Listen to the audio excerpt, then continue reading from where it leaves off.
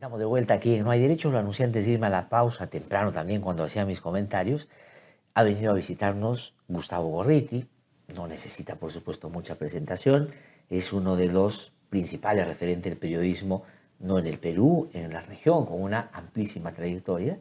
Y el hecho de que, no en el tiempo reciente, sino en un largo tiempo, sea objeto de una serie de ataques indebidas, persecuciones y campañas que intentan desprestigiarlo, es una expresión clara de que el trabajo que ha hecho y viene desarrollando ha impactado en aquello que siempre quería administrarse de manera amigable para que nunca supiéramos dónde están los malhechores. Y esa es una consecuencia práctica. Ha tenido la gentileza de venir esta mañana porque hay varios temas sobre los cuales sin duda su opinión va a ser siempre interesante. Gustavo, ¿cómo estás? Qué gusto saludarte. Buenos días. Gracias. ¿Cómo estás? Gracias por venir a conversar con nosotros. Comienzo por dos temas que han pasado casi de manera simultánea. Que uno rompe un consenso de hace años y uno de un consenso más bien reciente. El de hace años es que, hace 10, hablar de una amnistía para violadores de derechos humanos era impensable. Y quien, digamos, en su agenda siempre lo expresaba, era señalado como, por decirlo amablemente, impropio o impertinente, ¿no?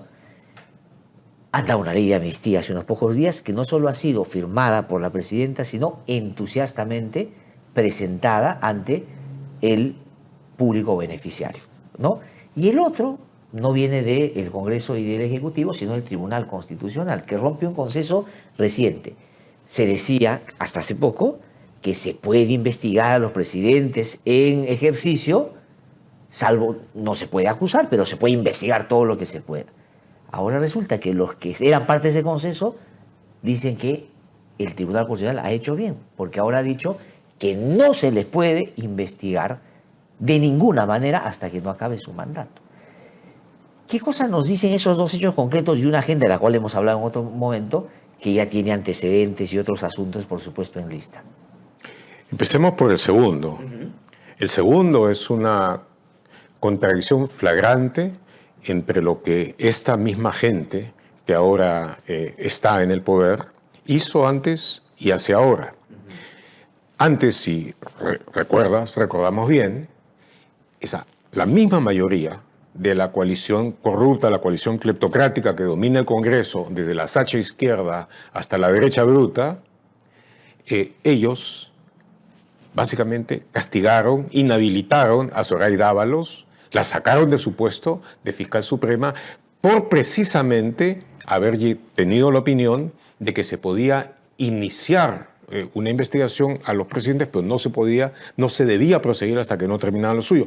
Por esa razón, básicamente casi la acusan de complicidad con Castillo, porque el objetivo de la acusación entonces era, por supuesto, Castillo.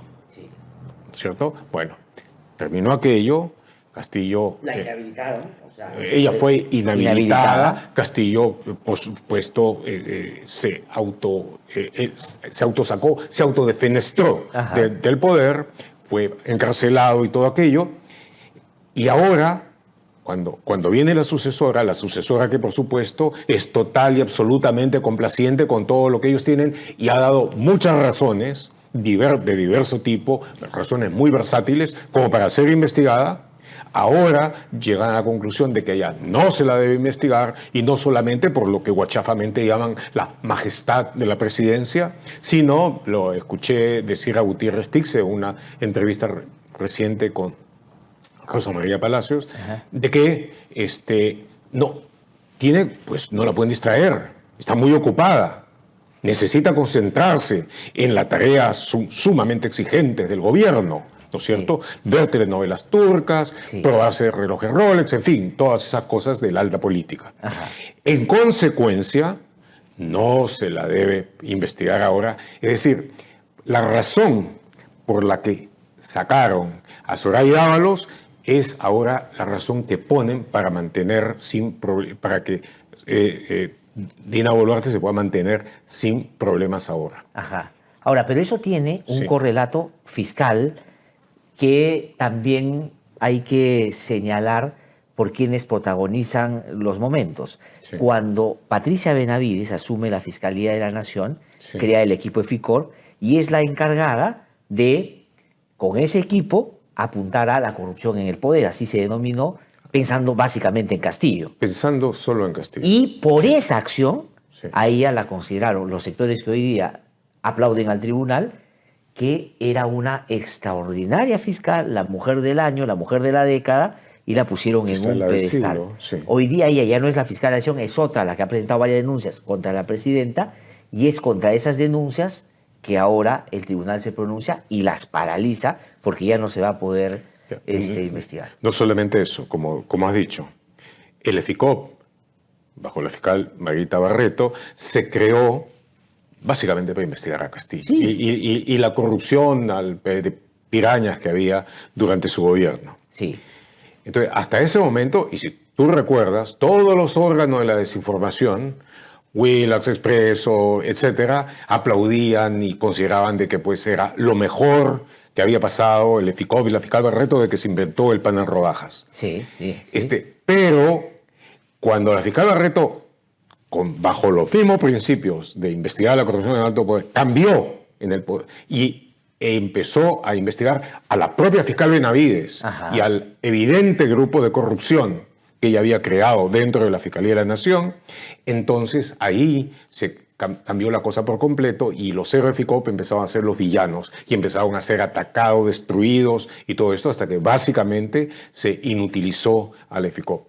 Y una de las cosas que menos le perdonaron fue también cuando llevaron a cabo algunas acciones de investigación referidas a la presidenta Boluarte. Sin duda. Entonces, La consecuencia eso, práctica fue que Barreto la Sí. terminaron sacando de la magistratura, la terminaron sacando. desapareciendo en la práctica el apoyo a EFICOP de la DIVIAC y a Javier Corchado. Exactamente. Todos salieron, fueron básicamente desactivados, anulados, cancelados, pero, y además de eso, se terminó quitándole la razón legal a cualquier posible prosecución de la investigación, Ajá. a la cosa que quería hacer la actual fiscal de la Nación. Sí. Pero al hacerlo no les importó de que terminaban reivindicando el razonamiento de la misma Zoraida Ábalos, a quienes ellos mismos, no mucho antes, sacaron precisamente por esa razón. Es decir, cuando de por medio estaba Castillo, contra Zoraida Ábalos y contra su razonamiento.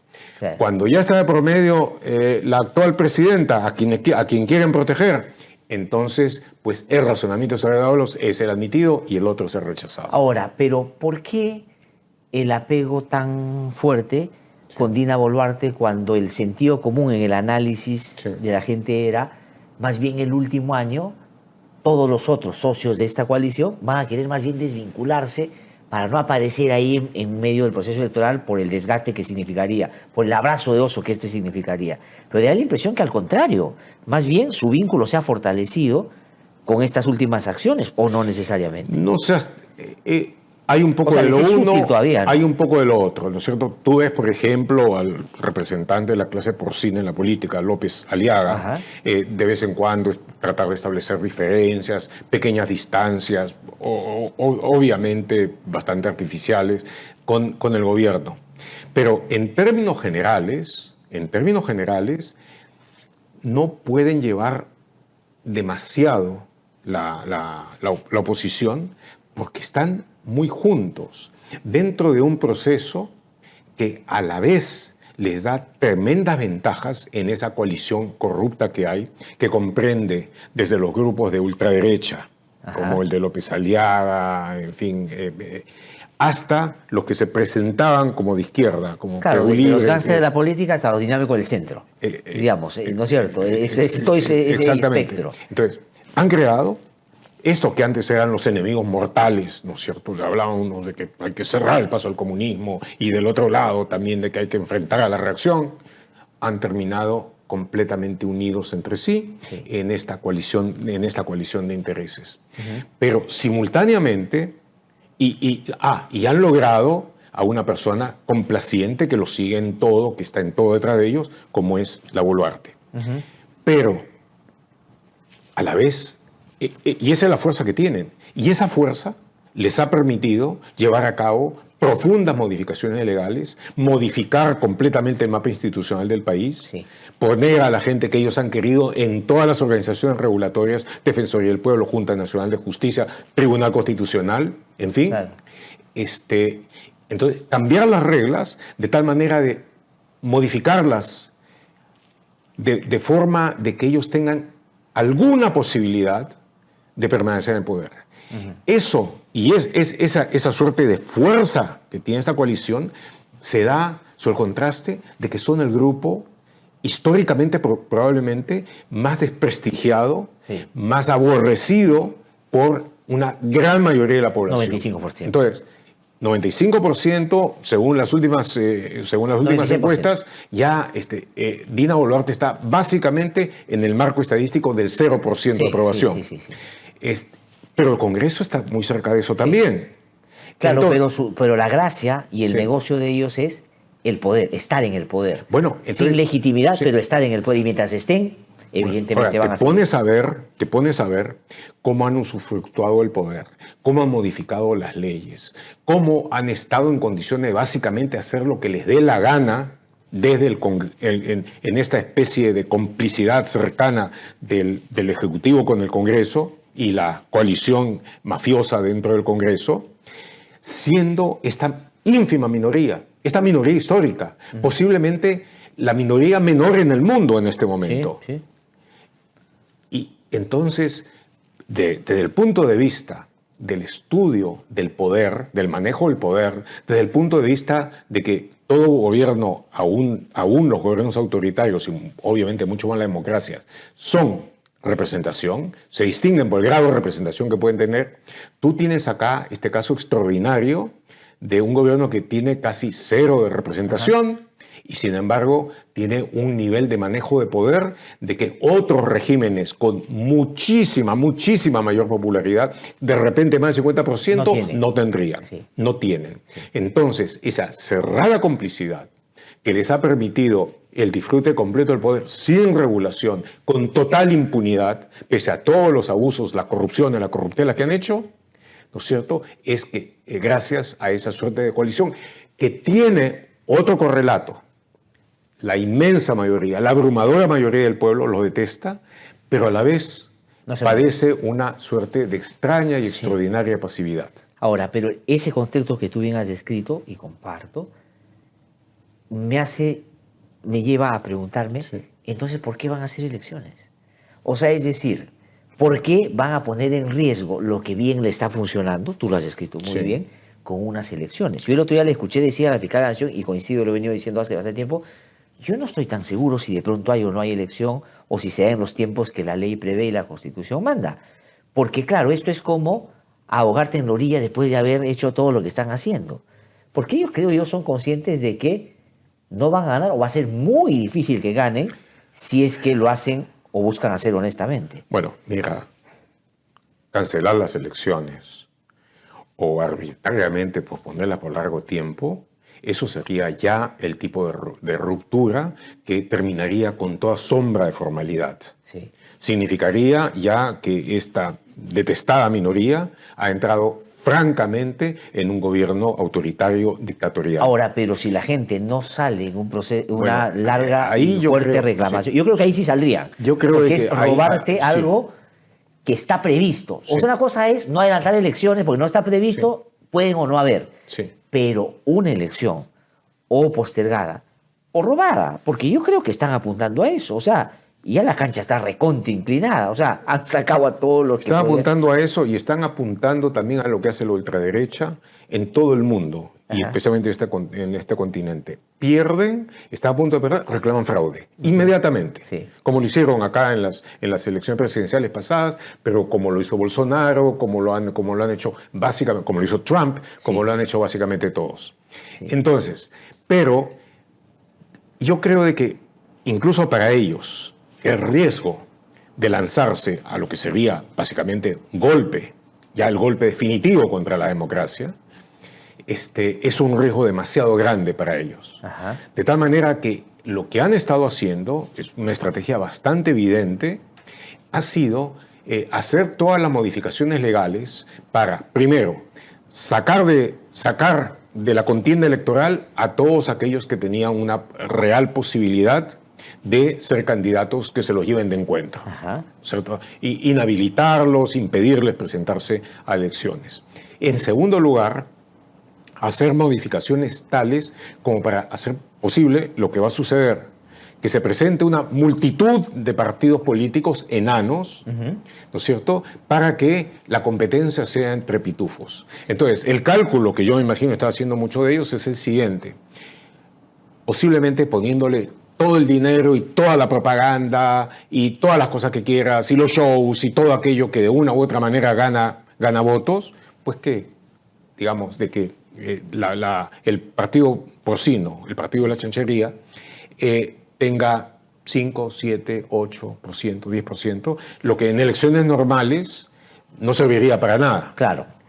Pero si vas a repartir eso con muchos otros que tengan 3%, puedes 4%, pasar a la segunda 2%, tendrás posibilidad de pasar a la segunda vuelta y decir que eres la última defensa de la civilización frente al acoso de los bárbaros. El peor escenario es dos de ellos, claramente. Es decir, dos de ellos, o por lo menos uno de ellos. Sí. Uno de ellos con otra persona que no tenga mayor presencia, que de repente sea una figura medio de la farándula política, en fin. Y entonces puedan decir, no, pues este señor, un empresario, en fin, todo eso, tiene algunas mejores posibilidades. Entonces yo creo de que ese es el cálculo.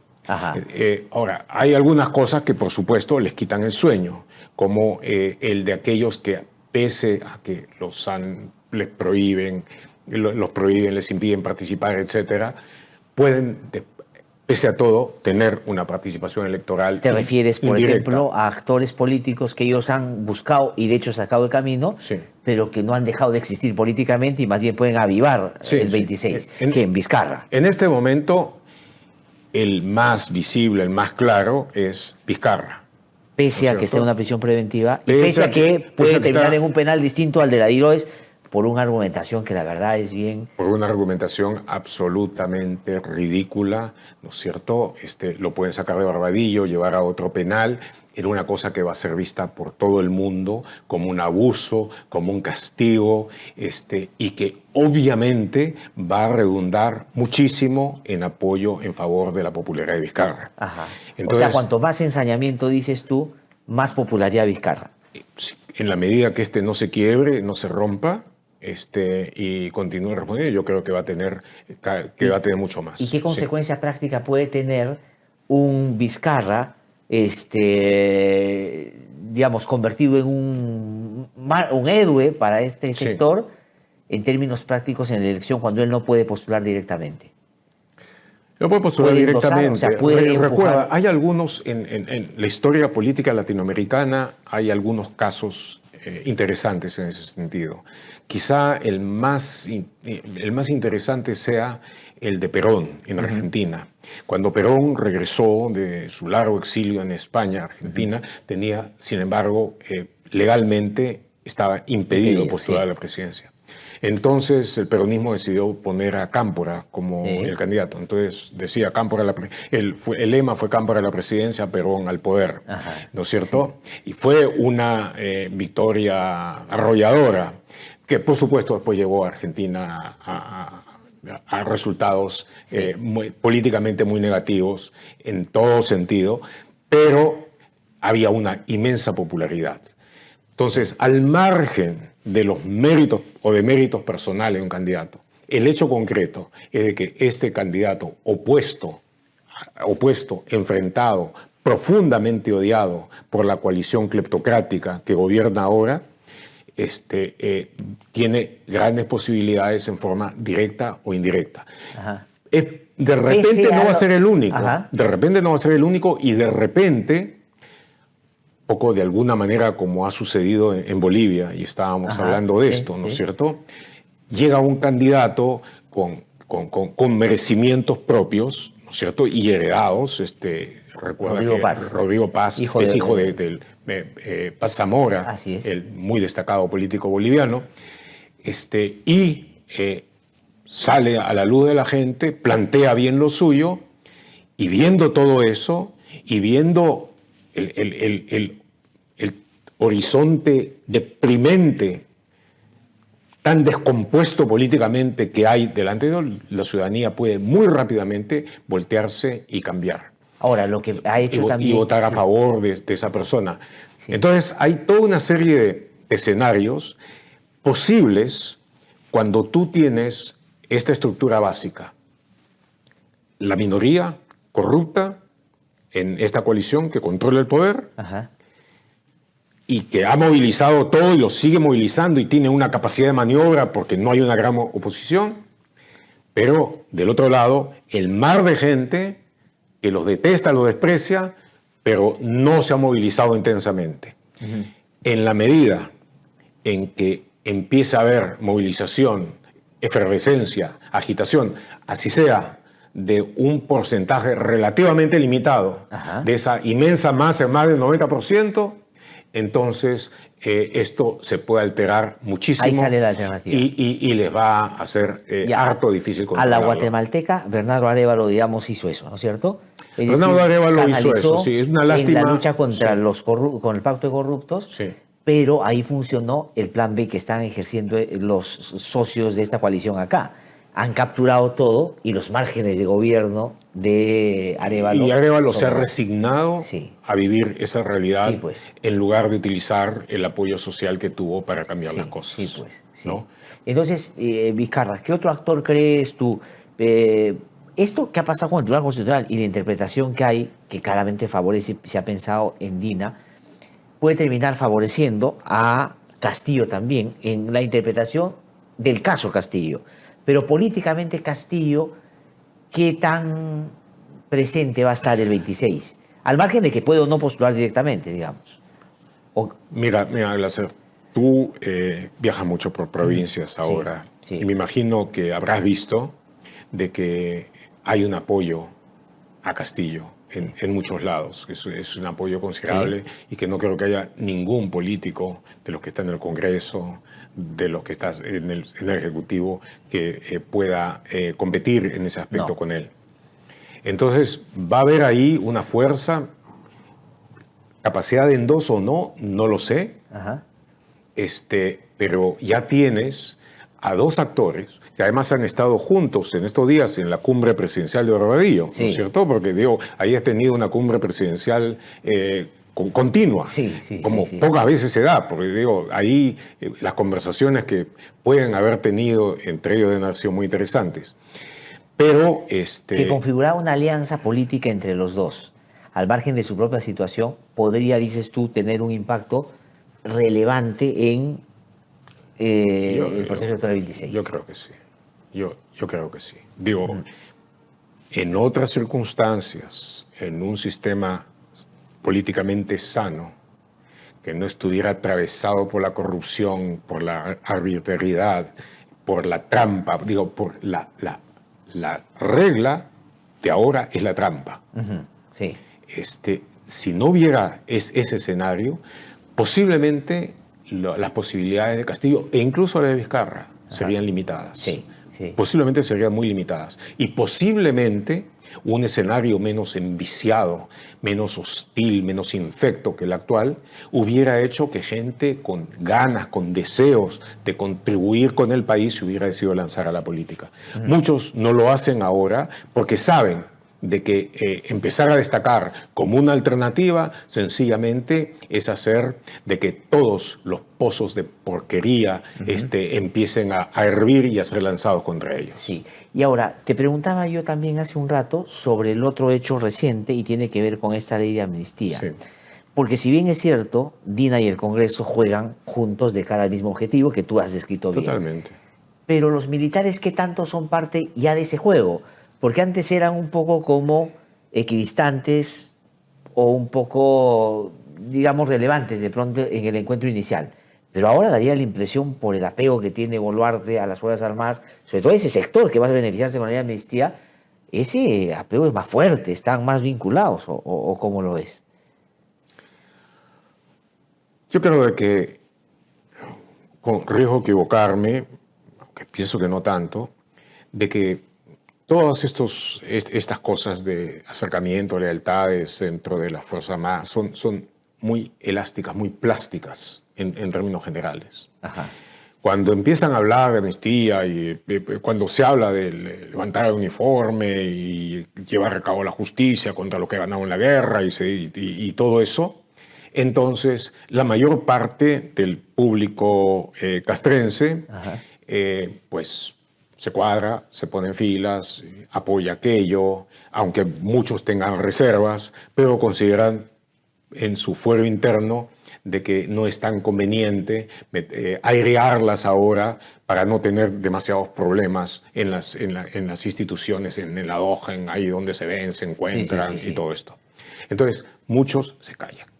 Pero si la correlación de fuerzas empieza a cambiar y empieza la cosa a ponerse al otro lado, sencillamente se van a producir cambios muy rápidos también dentro de los mandos de las Fuerzas Armadas y todo, que van a tratar de ver quiénes son aquellos que van a dirigir el país, de que en cuanto lleguen a la conclusión de que no va a ser una cosa absolutamente radical, que busque destruirlos, que busque destrozarlos, entonces van a tratar de ver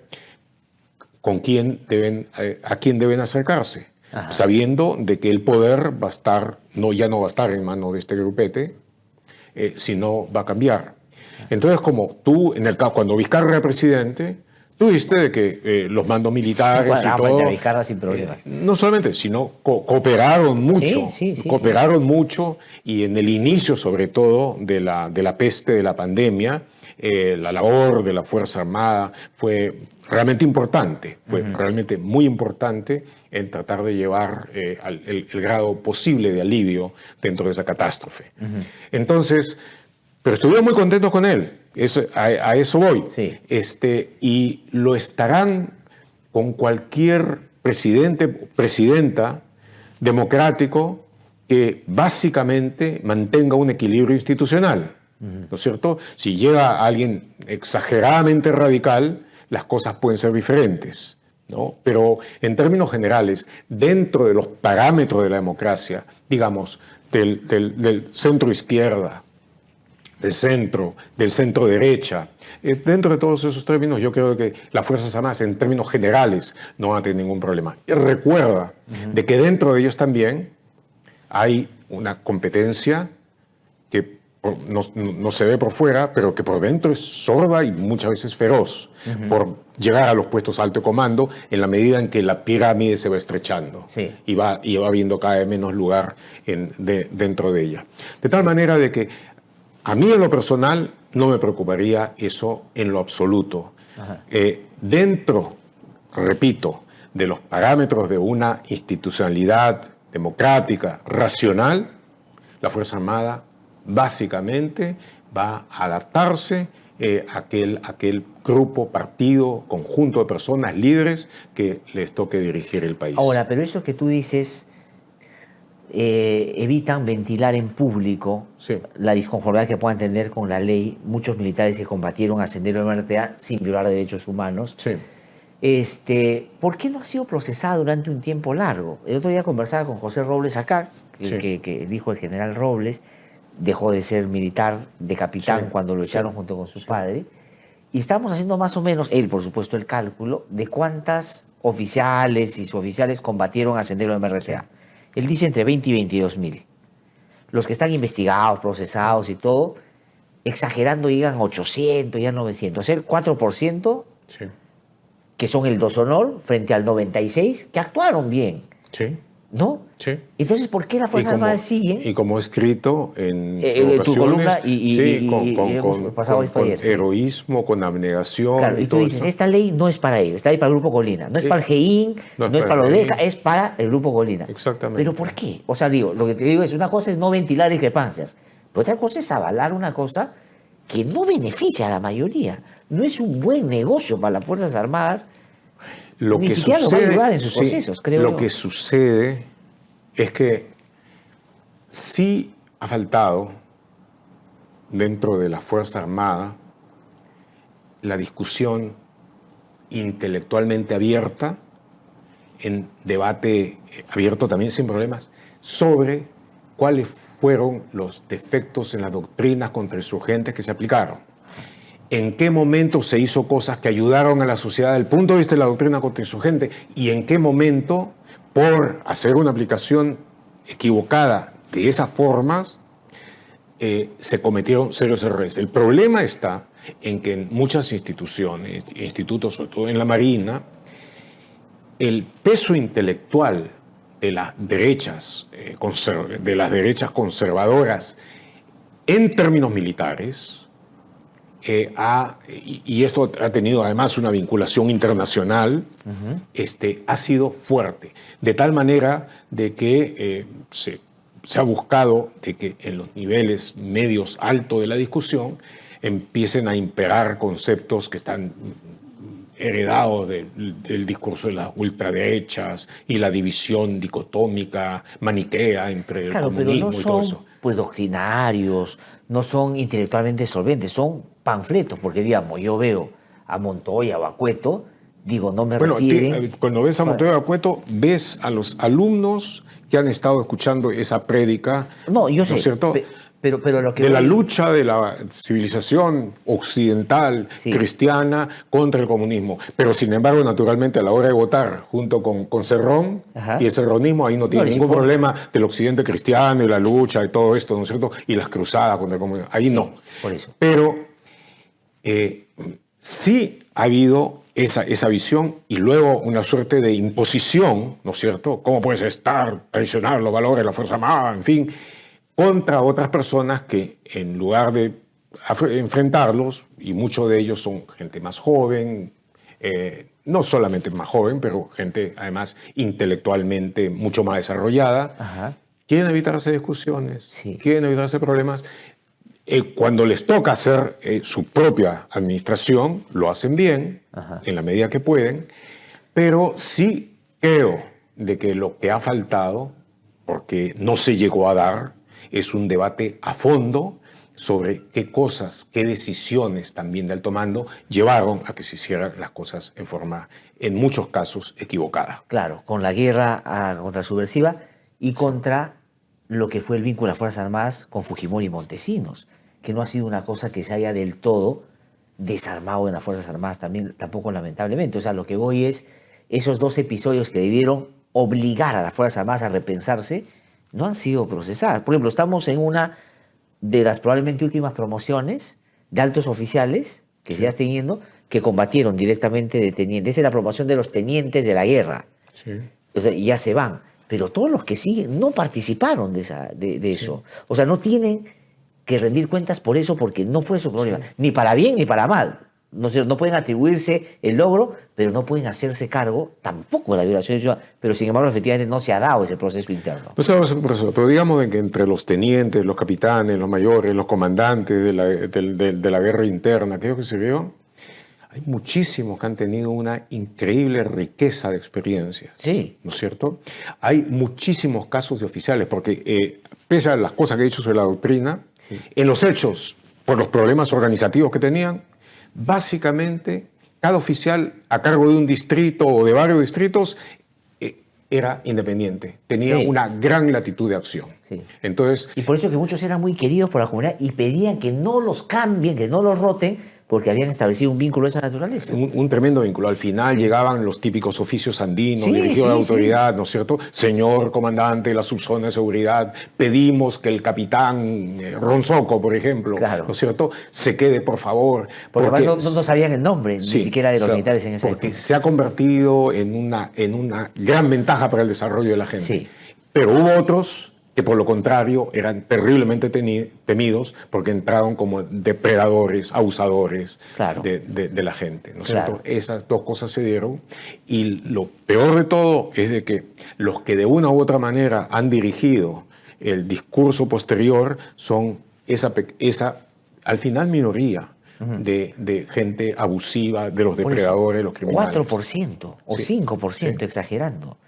Entonces, claro, hay un espíritu de cuerpo a veces insano, digamos, que hace que contaminen a la mayoría. Es más, algunos de los que están promoviendo la ley en el Congreso, que han sido militares antes, no están procesados, Por lo tanto, uno debiera intuir que no tuvieron compromiso con violación de derechos humanos. Sí. Deberían ellos más bien no estar detrás de una ley de esa naturaleza. Buena parte de sino ellos, yo buscar. los conozco a todos, Sí. a todos, y algunos bastante bien.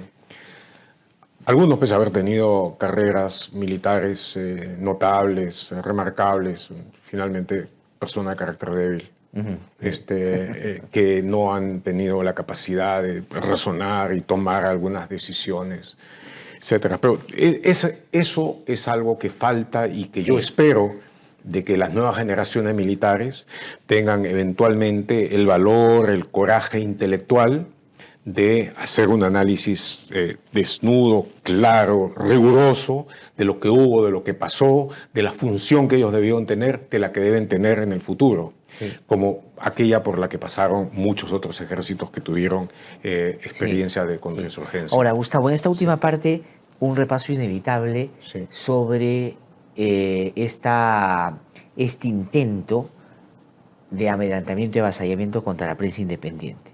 Focalizada en algunos medios de comunicación, porque me preguntan, ¿qué piensas de los medios de comunicación? Yo digo, depende a cuáles te refieras. Hay algunos que no van a tener problemas nunca.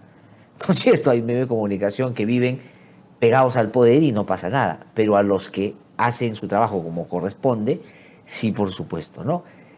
¿Cuál es tu actualización sobre la relación del poder con la prensa, esta independiente que refiere el trabajo de Idela Reporteros, y esa particular fijación con el trabajo de reporteros y contigo en particular, ¿no? Te has tenido tú que preguntar por qué concentran todos los ataques contra ti. Y voy a ponerle nombre. López Aliaga, por ejemplo, no hay un solo día, no nos llevamos registro, que no haga una referencia a ti. Un solo día. O sea, no es que la semana pasada creo que algo dijo de Gorri, no. Todos los días. Además, atribuyéndote una serie de cosas, por supuesto que cada vez son muy difíciles de no calificar como difamatorias, todas, ¿no? Sí. Pero ¿por qué? ¿A qué le atribuyes? ¿Qué es? Él es un difamador en cadena, un difamador desbocado. Digamos, el tipo de secuencia, de intensidad del argumento de los ataques y la fijación ya llega a connotaciones psicóticas. Básicamente, y psicóticas en el sentido de tener psiquiátricamente divorciadas de la realidad, ¿no es cierto? Motivadas por una cuestión obsesiva. Pero detrás de esa obsesión sí existe un programa, un plan calculado con frialdad de desinformación. Entonces, básicamente, toda esta coalición corrupta, uno de cuyos representantes, ¿no es cierto?, es López Aliaga. El más desbocado, probablemente, ¿no? El más diáfano, el más desbocado, transparente en términos uno de sus líderes. Sí, uno de sus líderes, ¿ok? Además de lo que está más conectado con la ultraderecha fascista internacional, como Vox, por ejemplo, como Vox de España. Bueno, para ellos y para todo este grupo que estuvo acostumbrado a controlar el país en un lado o en otro, algunas de las investigaciones que se realizaron en este siglo, sobre todo aquellas que tuvieron que ver con el caso Lavallato y el caso de las empresas brasileñas, el caso masivo de sobornos que recibieron dirigentes, élites, gobernantes, hombres de negocios, hombres de empresa y todo esto, y que salieron a la luz en investigaciones llevadas a cabo con mucho rigor, pero a la vez con mucha energía. Los desequilibró por completo.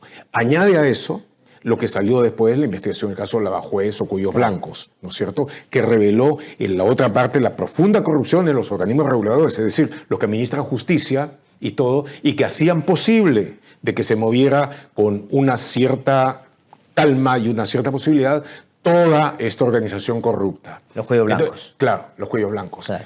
Entre un caso y otro caso, ¿no es cierto? O sea, descubriéndolos con las manos en la masa y descubriendo a quienes les habían comprometido impunidad. Para ellos fue angustiante, brutal, humillante, ¿no es cierto? Y les hizo ver de que las cosas podían ser eventualmente terribles. Entonces, llegaron a la conclusión, no es una cosa original de ellos, pero aquí se hizo mucho más que en otros países, de que una de las cosas que había que hacer era atacar a los investigadores, atacar a quienes habían llevado a cabo estas investigaciones y presentado la realidad tal cual es, la verdad de los hechos. Atacarlos tratando de desmentir esa verdad de los hechos, tratando de mostrar de que todo había sido una campaña, de que se había basado en métodos que no estuvieron bien hechos, en todo tipo de alianzas indebidas, etc. Crear una contranarrativa, una narrativa destructiva que fuera acompañada además por la otra cosa que distingue a la desinformación, el insulto, la calumnia constante. Pero entonces, no una, no dos, porque las calumnias que se dan en forma singular pueden ser desmentidas. Pero una de las leyes de la desinformación es de que tú tratas de convertir la mentira en verdad en forma masiva, claro, con una avalancha, un aluvión, una luz de mentiras. Entonces lo vas repitiendo. Básicamente sacaron medios como Willax Televisión que estaban dedicados medularmente a la desinformación, ¿no es cierto? Y se dedicaron a hacerlo absolutamente a fondo. En el proceso vieron de que también había ahí una capacidad de intimidación, lo que siempre sucede con la desinformación. La desinformación, la mentira, siempre va acompañada con un grado de intimidación, de violencia implícita. Donde hay mentira, hay la promesa de violencia y de abuso. Entonces, al centrarse en una persona, o en pocas personas, y en muchos aspectos centralmente en mí, lo que hicieron es dejar de ver, ustedes no se metan. Este va a ser con él nos vamos a lanzar totalmente, y mucha gente dijo, bueno, la cosa está brava, mejor me pongo un poco al costado, me pongo un poco atrás, lo dejo en silencio, y mientras tanto chacales, hienas, puercos, etcétera, se dedicaron al ataque tras ataque tras ataque. Les convino, debo decir, para poner esta parte de los hechos, les convino el que yo en determinado momento estuve básicamente incapacitado por el cáncer, ¿no es cierto? Y es cuando más arreciaron los ataques. Sabiendo además que eso era así, de manera sabiendo al final que era así, ¿no? fue cuando lo hicieron con más fuerza. Sí. Entonces es el momento en que yo, debo decirlo, me dije de que aunque fuera lo último que iba a hacer en esta vida, me iba a fortalecer como para poderlo enfrentar bien. Pero después de eso, hemos investigado, hemos estudiado bastante bien los mecanismos de la desinformación, quiénes están dentro de ellos, cómo operan, de qué manera lo hacen. Algunas cosas vamos a publicar en las próximas semanas. Entonces, ha estado muy claro cómo ha operado toda esa organización y la cantidad ingente de recursos que han dedicado a eso, ¿no es cierto? Desde Willax y Vox por fuera del país, que hicieron lo suyo, sí, hasta los matoncetes de calle que estuvieron dedicados a eso, pero fue una cosa constante, intensa, que logró una cierta capacidad de intimidación sobre los demás. No sobre mí, no sobre los que hemos estado haciendo el periodismo de investigación, por lo contrario, a nosotros nos dio mucho más ímpetu y mucha más decisión de enfrentarlo. Y por eso digamos que ellos Sí. sienten que no han logrado deshacerse del enemigo, es decir, no han logrado el objetivo que tenía. Pero ¿cuál es el rédito no que lo van han a logrado tener? ni de lejos. No, por eso, Sí. a eso voy. Y eso, por supuesto, a ellos les genera esa rabia que hace que con más intensidad vuelvan y vuelvan varias veces. Pero Ya se vuelve, como te digo, a niveles psiquiátricos, sí, no, a sin niveles duda. psicóticos Es en el caso. es una fijación obsesiva, enfermiza. Pero a lo que voy pero ¿cuál es la consecuencia práctica que va a significarles a ellos, desde su manera de pensar, una ganancia sustantiva, acabar con este enemigo que hemos identificado? Acabar con Gorriti, ¿qué cosa es lo que ellos intuyen? Políticamente les va a servir, porque lo que quieren es mantenerse, seguir o llegar al poder. A ellos les encantaría tener una versión mejorada de lo que pasó en Panamá. Perdón, de lo que pasó en Guatemala. En Panamá, por lo contrario, quisieron hacer muchas cosas y no les ligo. Pero en Guatemala, recuerda la lucha anticorrupción, a través del CICIG, la Comisión de las Naciones Unidas, con autoridades guatemaltecas, fiscales, jueces, periodistas, avanzó mucho. Sí. En un país tradicionalmente muy corrupto, lograron grandes avances. Luego vino la reacción de la ultraderecha guatemalteca, sí, bien organizada y todo esto, que eventualmente lograron sacar a la CICIG e iniciaron una tremenda ofensiva, habiendo capturado cargos fundamentales en el Estado. como acá. Como acá, pero ahí sobre todo la parte judicial y fiscal. La fiscal de la Nación quiso impedir la elección de Arévalo para comenzar hacia el final. Exactamente, la Consuelo Porras. Sí. Entonces se lanzaron a perseguir a fondo a los que habían sido jueces anticorrupción, fiscales anticorrupción, periodistas de investigación. Cosa que pasó, porque muchos se fueron o estuvieron presos. La mayor parte... Desarmaron todo. Lo desarmaron por completo. Y eso dices tú, por ejemplo, hacer acá. y José Rubén Zamora, periodista, Sí, sí, el sí, director, fundador del periódico, sigue hasta ahora preso, pese al gobierno de Arévalo y todo eso. Entonces, ahí lo que han tratado también de imponer es una contranarrativa que haga posible ese tipo de represión. Y eso es lo que desearían hacer aquí. Cambiar por completo la narrativa, hacer un travestismo completo de lo que sucedió, convertir a los bribones en víctimas inocentes, tratar de convertir a los fiscales que llevaron a cabo investigación a fondo en los periodistas de investigación que hicimos lo nuestro, tratar de convertirlos más bien en conspiradores que estuvieron camanduleando entre ellos y todo eso. Entonces, eso es lo que buscan. Ahora, naturalmente, tienen un grado de control del gobierno que les permite hacer eso, tienen un grado de control de parte del poder económico importante, que está con ellos en ese aspecto, pero tienen en contra lo que ya hemos hablado, el escenario del repudio masivo de la gente. Sí. Entonces, en la medida en que los que llevamos a cabo la labor de periodismo con la mayor energía posible, demostremos una y otra vez, en forma contundente, la verdad de los hechos, y demostremos quién es quién y quién es qué, y a la vez enfrentemos a los difamadores más extremos, donde hay que enfrentarlos, entonces yo creo de que no van a poder hacerlo, y si extreman las cosas, porque pueden extremarlas, pueden llevarlas al límite, entonces yo creo que eventualmente habrá una reacción profunda de la gente. Ahora, solamente para poner un ejemplo en relación a eso, en el medio de su poquedad, Muñante, digamos, es una expresión de do menor de esa coalición con la comisión que lidera y que está venciendo plazo y que te quiere, digamos, atarantar con llamados a la comisión que tú claramente has dicho, digamos, no vas a tomar en cuenta bajo ninguna circunstancia, es decir, no vas a asistir, ¿no? No. Bueno, la amenaza que hay ahora es la de, utilizando los poderes, llevarme de grado fuerza, mejor dicho, de fuerza a fuerza, en forma obligatoria a declarar. Y yo ya lo he dicho, ser conducido por la fuerza, por esos grupos oscuros y corruptos, va a ser para mí, del punto de vista profesional, un galardón, un punto alto en mi carrera. Y si llega a producirse eso, creo que se van a dar cuenta de que cometieron un error, que cometieron un serio error. Sí. Gustavo, te agradezco mucho por haber venido a conversar con nosotros. Es un gusto, como siempre, de tenerte. Es siempre bueno actualizar contigo en la conversación tu mirada sobre lo que está pasando. Y esto que haces cada cierto tiempo, plantear los escenarios, hacia dónde están yendo las cosas, para de ahí encontrar, ojalá, una reacción ciudadana que pueda más bien dar giros de timón frente a eso que ellos ven que no cambia para su beneficio, ¿no? Que se mantiene beneficiándolo. Muchísimas gracias. Gracias. Que te vaya lo mejor y que le dé lo mejor a Idea Reportero, por supuesto.